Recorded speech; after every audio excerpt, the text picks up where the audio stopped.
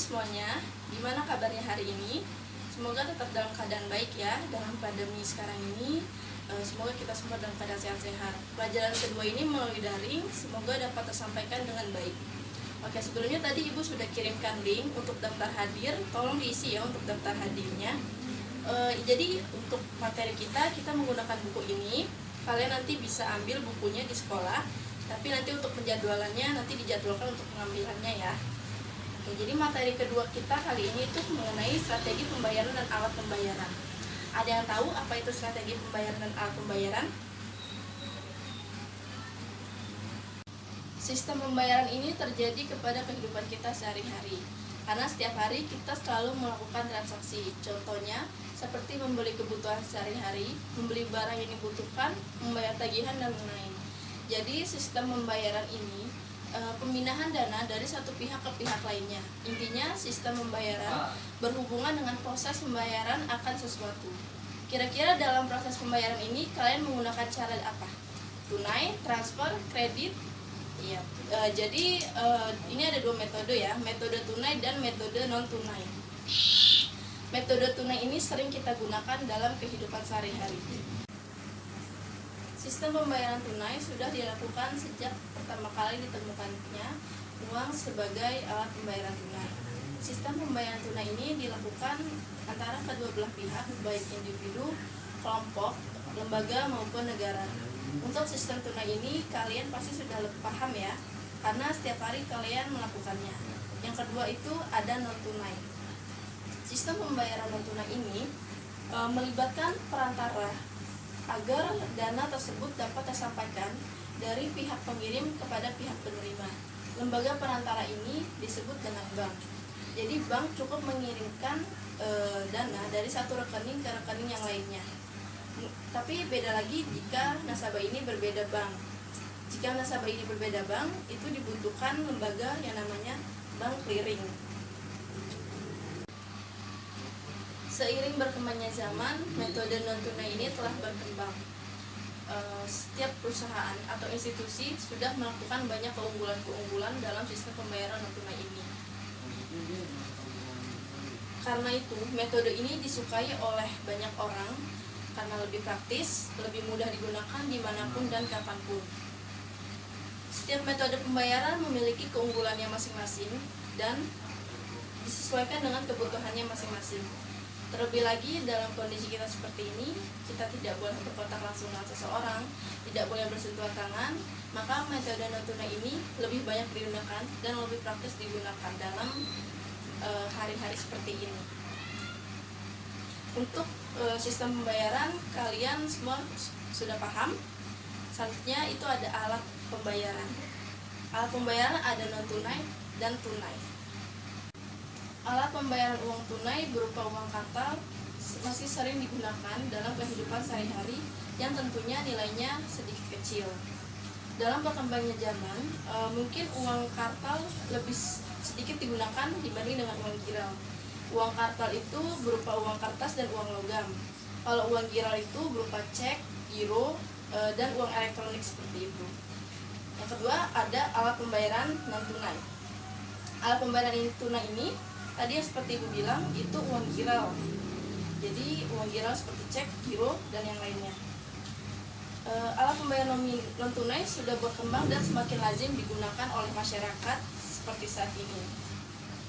Kenyataan ini memperlihatkan kepada kita bahwa sistem pembayaran non tunai ini yang dilakukan bank maupun lembaga non bank, baik dalam proses penerimaan dana, penyelenggaraan clearing maupun sistem penyelesaian akhir sudah tersedia dan dapat berlangsung di Indonesia.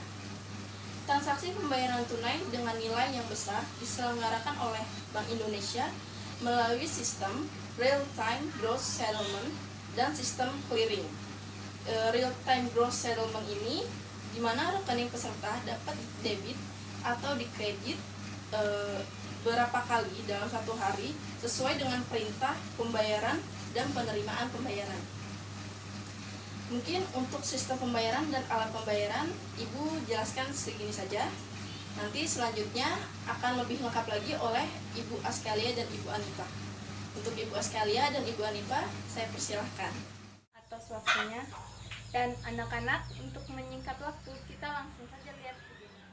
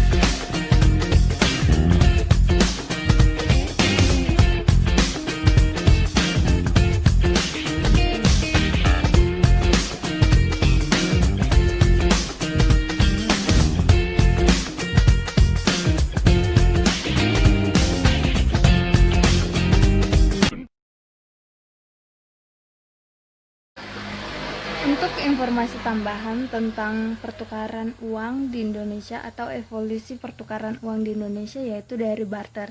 Barter yaitu kegiatan pertukaran barang tanpa peralatan uang. Yang kedua, uang komoditas, yaitu uang yang kita kenal saat ini berupa uang kertas dan uang logam.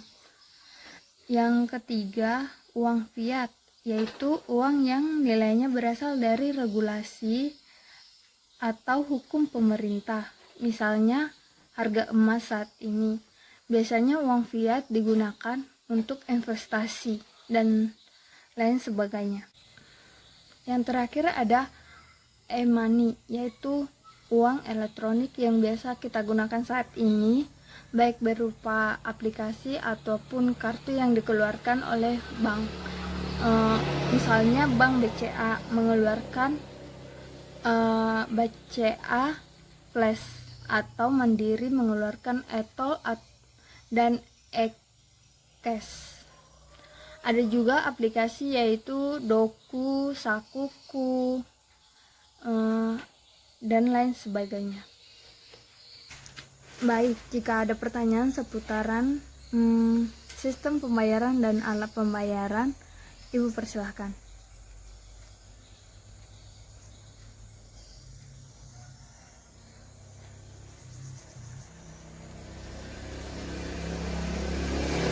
Baik, ada pertanyaan dari Wita, yaitu teman kita ada yang bertanya tentang apa sih fungsi Bank Indonesia.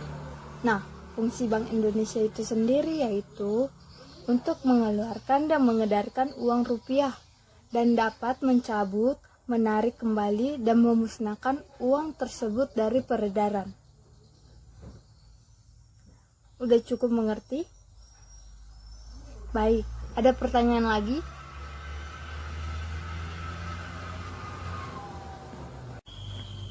Nah, ada pertanyaan tentang syarat-syarat uang.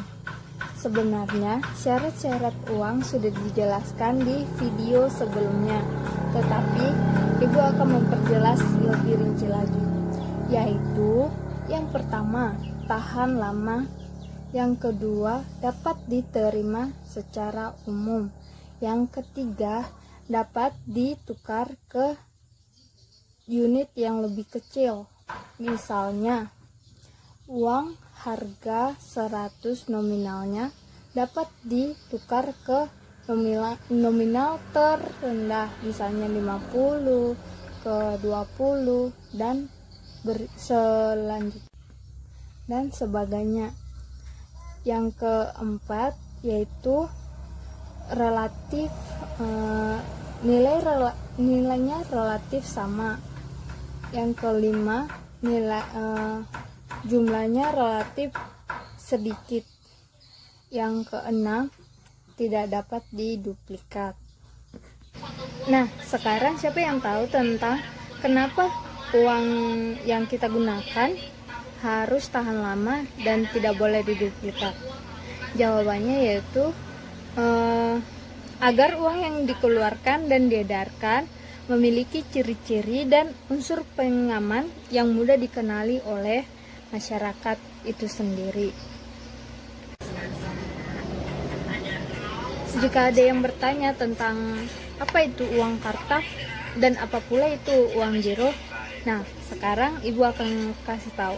Uang kartal adalah uang yang diberi tanda atau cap dari pemerintah sehingga berlaku sebagai alat pembayaran yang sah dan dapat diterima umum, yaitu uang yang kita gunakan berupa kertas maupun logam. Sedangkan uang giral adalah simpanan atau deposito pada bank yang dapat diambil dengan menggunakan cek, giro, atau surat perintah pembayaran lainnya yang dibuat oleh bank umum.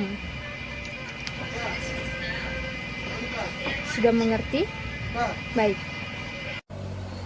Nah, anak-anak, jika tidak ada lagi pertanyaan seputar sistem pembayaran atau alat pembayaran, maka kita akan melanjutkan tugas kelompok. Nah, Ibu akan menugaskan kalian secara kelompok untuk mencari informasi seputar sistem pembayaran dan alat pembayaran serta komponen-komponen yang ada di dalam sistem pembayaran dan alat pembayaran.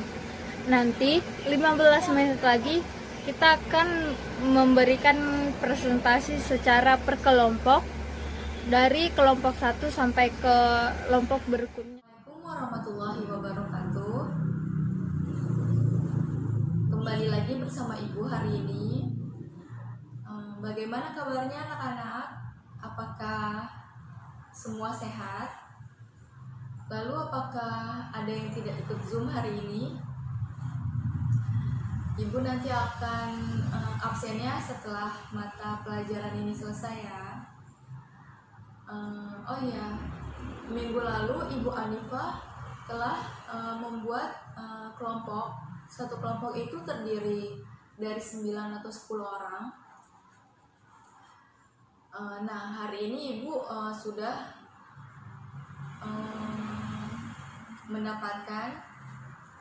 sudah menerima hasil kerja kelompok kalian, yaitu membuat PowerPoint tentang materi sistem dan alat pembayaran. Kalian di sini tugasnya adalah merangkum yang Ibu Anifah jelaskan minggu lalu. Nah, Ibu di sini juga akan mereview kembali kelompok yang nanti Ibu tampilkan hari ini, mereview, menjelaskan agar kalian lebih paham, dan kalian bisa juga untuk membaca buku tentang materi yang Ibu akan jelaskan nanti. Lalu Ibu akan jelaskan materi sistem dan alat pembayaran dari kelompok 1. Dari kelompok 1 sudah ikut Zoom semua kan hari ini? Ya, kelompok 1 ini terdiri dari 9 orang. Oke, baik. Pertama, kompetensi dasar. Kompetensi dasar sistem pembayaran dan juga alat pembayaran ini dibagi menjadi dua, yaitu mendeskripsikan sistem pembayaran dan alat pembayaran, lalu menyimulasikan sistem pembayaran dan alat pembayaran. Nah, di sini kita akan nanti mengetahui apa sih pengertian sistem pembayaran, lalu apa sih peran Bank Indonesia dalam sistem pembayaran, dan penyelenggaraan apa sistem pembayaran non tunai oleh Bank Indonesia.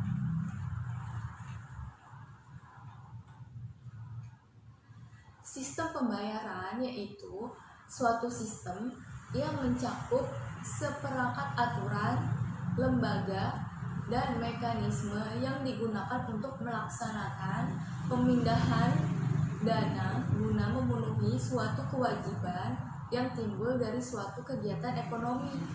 Maksudnya apa sih Bu? Saya kurang paham deh. Sistem pembayaran yaitu suatu sistem aturan yang dibuat yang berkaitan dengan pemindahan sejumlah nilai uang dari pihak satu ke pihak yang lain. Misalnya, Ibu mau nabung nih di bank. Nah, berarti kan bank menerima uang Ibu. Nah, itu namanya pemindah nilai ya, sejumlah nilai dari Ibu yang bayar ke bank. Nah, bank menerima gitu. Itu namanya sistem pembayaran juga. Nah, peran Bank Indonesia dalam sistem pembayaran. BI atau Bank Sentral yaitu lembaga satu-satunya yang berhak mengeluarkan dan mengedarkan alat pembayaran tunai. Seperti apa? Seperti uang rupiah yang kita gunakan saat ini untuk beli, belanja. Nah, itu kita pembayar uang rupiah. BI, Bank Indonesia, juga berhak mencabut, menarik, hingga memusnahkan uang rupiah yang sudah tidak berlaku lagi dari peredaran. Nah, Bank Indonesia juga mengatur dan menjaga kelancaran SPN. Apa sih Bu SPN? Saya nggak tahu deh. SPN itu surat perbendaharaan negara. Sebagai otoritas moneter, Bank Sentral berhak menetapkan dan memberlakukan kebijakan SPN. Selain itu, Bank Indonesia juga memiliki wewenang memberikan persetujuan dan perizinan serta melakukan pengawasan atas SPN. Lalu kita membahas mengenai penyelenggara sistem pembayaran non tunai oleh Bank Indonesia. Alat pembayaran non tunai sudah berkembang dan lazim digunakan masyarakat. Jelas hal ini bahwa pembayaran non tunai dilakukan bank maupun lembaga keuangan bukan bank, baik dalam proses dana, penyelenggaraan clearing maupun sistem penyelesaian akhir. Itu sudah tersedia dan dapat berlangsung di Indonesia.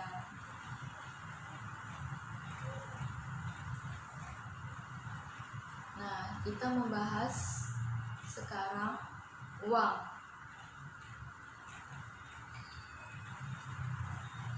Kita materi uang ini membahas mengenai pengertian uang, sejarah uang, fungsi jenis dan syarat uang, lalu pengelolaan uang rupiah oleh Bank Indonesia.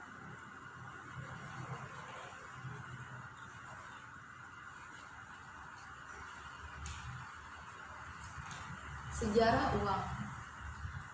Pertama kali uang itu kita bagi menjadi perekonomian tertutup dulu. Perekonomian tertutup itu ada di zaman prasejarah yang manusia satu sama lain itu belum berinteraksi. Lalu sifatnya ini individualistis, yaitu sendiri-sendiri.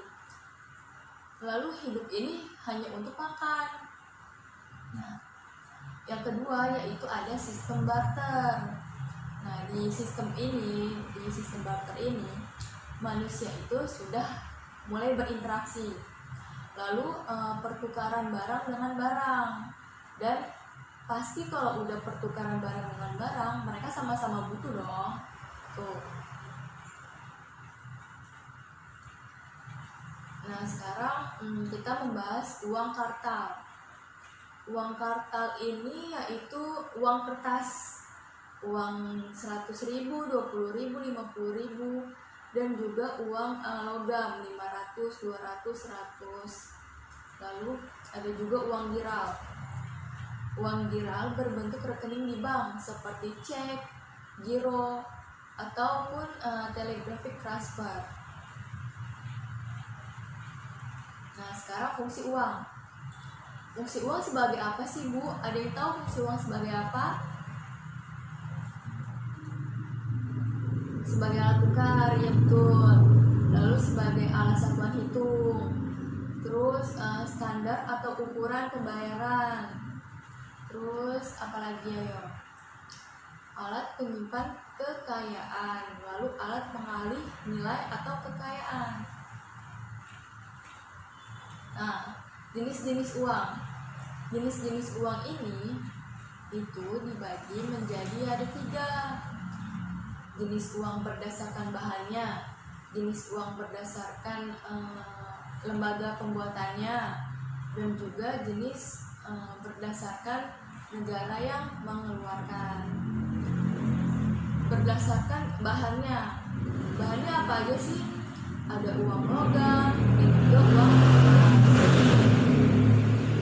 Lalu berdasarkan lembaga pembuatannya itu, uang kartal itu dibuat oleh Bank Indonesia. Uang giral dibuat oleh Bank Umum.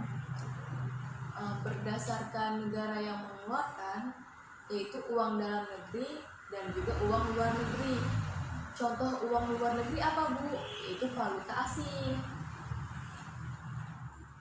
Nah, sekarang syarat uang. Ayo, syarat uang apa ayo? Ada yang tahu nggak? Syarat uang yaitu pertama, mudah dibawa, tahan lama, dapat dipecah menjadi unit yang lebih kecil. Misalnya apa? Dapat dipecah menjadi unit yang lebih kecil. Misalnya uang 100.000, kalian jajan atau beli roti misalnya, harganya 6.000. Berarti kan kembali bisa dipecahkan uangnya. Lalu nilainya stabil, dapat diterima secara umum. Nah, syaratnya lagi yaitu jumlahnya dapat memenuhi kebutuhan masyarakat.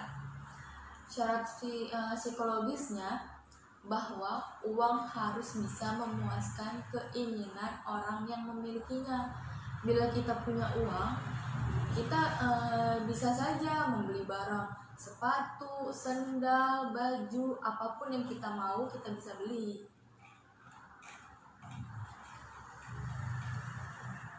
Yaitu selanjutnya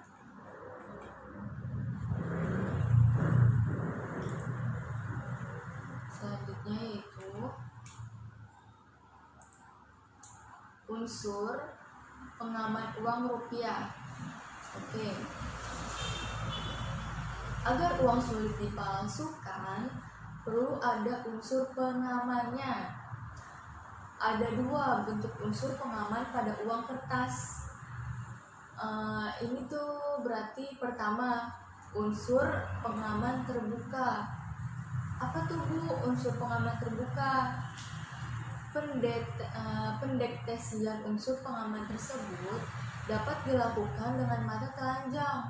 Seperti apa, Bu? Seperti perabaan tangan, peralatan sederhana, yaitu seperti kaca pembesar. Uang kita lihat dari kaca pembesar, itu namanya unsur pengaman terbuka. Lalu unsur pengaman yang tidak terbuka dilakukan dengan mesin yang memiliki tingkat kepastian kecepatan yang cukup tinggi untuk mengetahui unsur pengaman tersebut. Lalu selanjutnya ada alat pembayaran non tunai. Jenis-jenis alat pembayaran non tunai pembayaran non tunai itu apa sih? Pembayaran yang dilakukan tanpa menggunakan uang tunai yang beredar, melainkan menggunakan cek dan alat pembayaran menggunakan ATM, kartu ATM, kartu kredit, kartu debit, atau prabayar. Media pembayaran berbasis kertas itu misalnya seperti cek atau perintah pembayaran yang dapat ditulis dengan tangan atau mesin ketik. Dan juga ada pembayaran berbasis kartu, digunakan untuk pembayaran konsumen pada transaksi penjualan ataupun pembelian, seperti contohnya kartu ATM.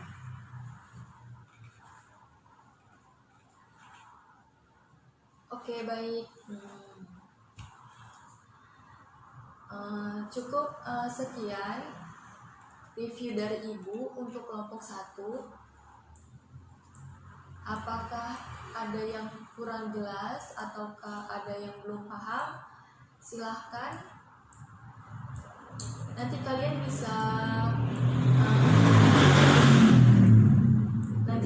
bisa japri Ibu, karena belajar via Zoom ini kan hanya berapa menit ya kita pertemuannya. Kalian bisa japri Ibu untuk menanyakan materi apa yang kalian belum paham. Nanti insya Allah Ibu akan menjawabnya secepatnya yang pasti. Baik. Terima kasih ya kalian sudah hadir Zoom pada hari ini. Insya Allah minggu depan kita akan ketemu lagi dengan juga Ibu Anifah juga dan Ibu Nia. Ibu akhirul kalam. Wassalamualaikum warahmatullahi wabarakatuh. Terima kasih untuk Ibu Askalia dan Ibu Anifah yang telah menyampaikan materinya. Jadi kesimpulannya dari materi ini yaitu sistem pembayaran dalam perekonomian adalah menjaga stabilitas keuangan dan perbankan serta sebagai alat untuk meningkatkan efisiensi ekonomi suatu negara. Mungkin untuk sistem pembayaran alat pembayaran materinya segitu saja. Kira-kira ada yang belum dipahami? Jika belum ada yang belum dipahami, kalian boleh bisa tanyakan langsung ke Ibu Askalia atau ke Ibu Anifah. Mohon maaf bila ada kesalahan dalam sistem pengajaran kita kali ini karena kita melakukan secara daring, mungkin ada kendala internet atau kendala lainnya. Semoga di pertemuan berikutnya kita bisa lebih baik lagi. Untuk materi kali ini semoga kalian dapat memahaminya ya. Sekian dari Ibu. Wassalamualaikum warahmatullahi wabarakatuh.